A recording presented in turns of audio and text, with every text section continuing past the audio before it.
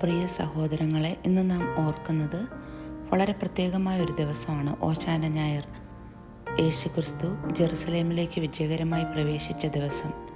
ഈ ദിവസം ഒരു ആഘോഷം മാത്രമല്ല, ഒരു ചോദ്യം കൂടിയാണ്.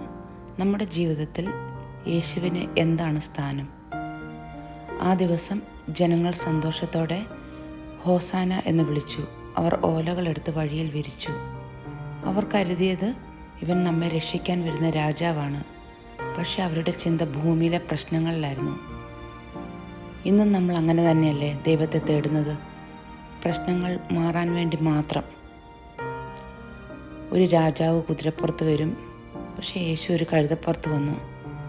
അതെന്തിനാണ്? അത് വിനയം കാണിക്കാൻ, സമാധാനം കൊണ്ടുവരാൻ. അവൻ ശക്തി കാണിക്കാൻ വന്നില്ല, അവൻ സ്നേഹം കാണിക്കാൻ വന്നു. ജനങ്ങൾ പ്രതീക്ഷിച്ചത് റോമൻ അധികാരത്തിൽ നിന്ന് മോചനമാണ്. പക്ഷെ യേശു കൊണ്ടുവന്നതോ പാപത്തിൽ നിന്നുള്ള മോചനവും. നമ്മളും പലപ്പോഴും തെറ്റായി പ്രതീക്ഷിക്കുന്നു. ദൈവമേ, എൻ്റെ പ്രശ്നം മാറ്റണമേ. പക്ഷെ ദൈവം പറയുന്നു, ഞാൻ നിന്നെ മാറ്റാം. ഞായറാഴ്ച അവരവന് ഓശാന പാടി, വെള്ളിയാഴ്ച അവനെ ക്രൂശിച്ചു. എത്ര വേഗത്തിലുള്ള മാറ്റം!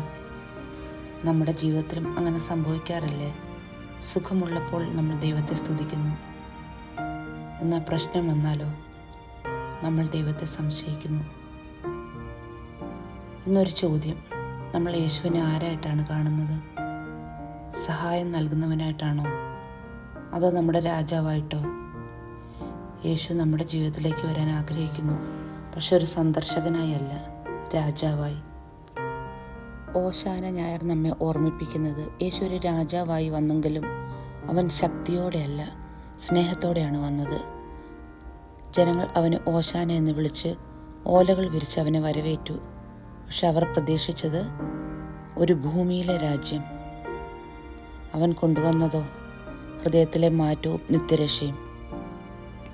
ഈ ഓശാന ഞായറാഴ്ചയിൽ നമുക്ക് ചിന്തിക്കാം, നമ്മൾ യേശുവിനെ എങ്ങനെ സ്വീകരിക്കുന്നു? അവനെ ഒരു പ്രശ്ന പരിഹാരകനായി മാത്രമോ, അല്ലെങ്കിൽ നമ്മുടെ ഹൃദയത്തിൻ്റെ രാജാവായോ? ഈ ദിവസം നമ്മെ ക്ഷണിക്കുന്നത് സ്നേഹത്തോടും വിനയത്തോടും കൂടി അവനെ നമ്മുടെ ജീവിതത്തിലേക്ക് സ്വാഗതം ചെയ്യാൻ. ഓശാന, കർത്താവിൻ്റെ നാമത്തിൽ വരുന്നവൻ ഭാഗ്യവാൻ.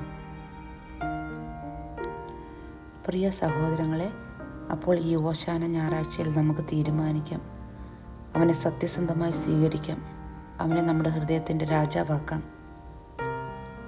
ഓശാന, കർത്താവിൻ്റെ നാമത്തിൽ വരുന്നവൻ ഭാഗ്യവാൻ.